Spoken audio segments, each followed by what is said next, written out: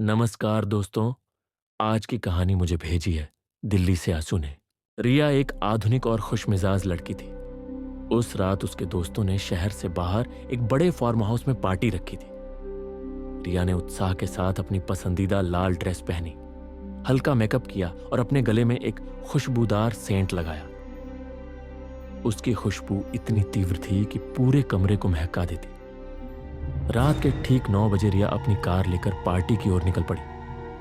Party का स्थान शहर से लगभग 20 किलोमीटर दूर था। वहां पहुंचने के लिए एक घने जंगल से होकर जाना पड़ता था। इस जंगल का नाम था घोना जंगल। गांव वाले कहते थे कि उस जंगल में एक पुराना बरगद का पेड़ है जहां एक औरत की आत्मा भटकती है। लेकिन रिया ऐसी बातों पर विश्वास नहीं करती थी। उसके लिए ये सब अंधविश्वास और कहानियां उभर थी।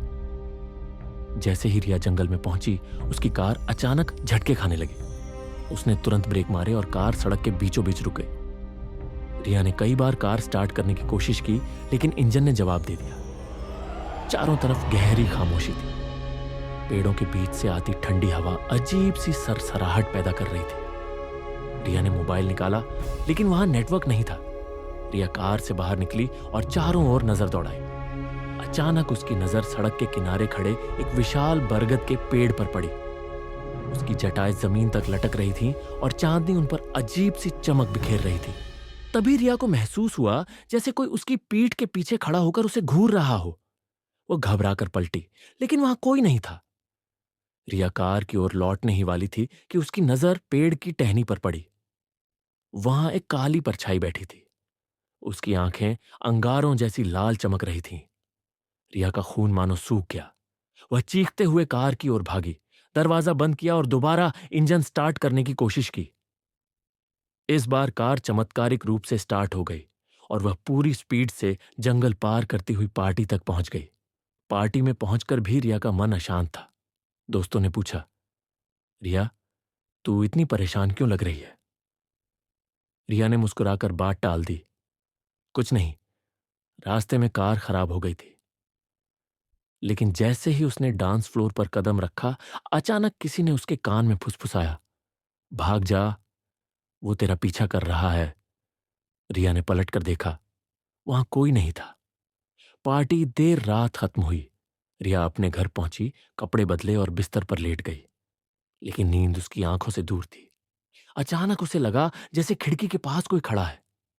वह डरते डरते उठी और पर्दा हटाया। खिड़की के बाहर वही काली परछाई खड़ी थी, लाल आंखों और भयावह चेहरे के साथ। रिया चीख पड़ी, लेकिन जब उसने दोबारा देखा तो वहां कोई नहीं था। उस रात के बाद रिया की जिंदगी बदल गई। हर रात उसके कमरे में अजीब घटनाएं होने लगी। कभी किसी औरत की रोने की आवाज, कभी किसी के कदमों की आहट।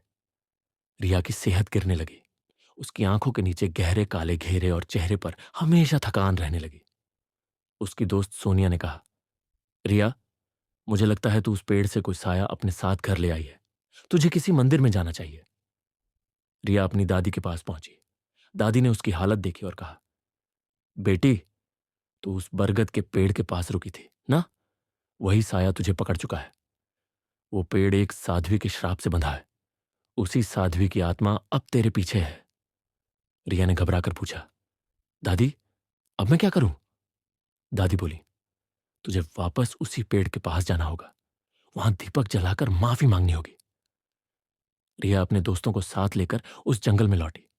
वो बरगद के पेड़ के नीचे गई, दीपक जलाया और हाथ जोड़कर बोली, मुझे माफ कर दो। मैंने अनजाने में आपकी शांति भंग की थी।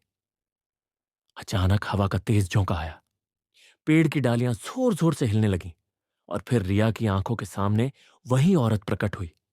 उसका चेहरा जला हुआ था, बाल बिखरे हुए और होठों से खून टपक रहा था। रिया डर के मारे जमीन पर गिर पड़ी और बेहोश हो गई।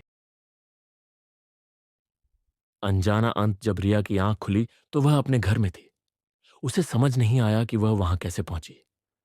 दोस्तों ने भी बताया कि जब वे होश में आए तो रिया अचानक गायब थी। आज भी रिया कहती है कि वह औरत उसके सपनों में आती है, कभी हंसती हुई, कभी रोती हुई, कभी खून से लथपथ चेहरा दिखाती हुई। रिया की जिंदगी चल तो रही है, पर उसकी आंखों में हमेशा उस रात का डर झलकता है।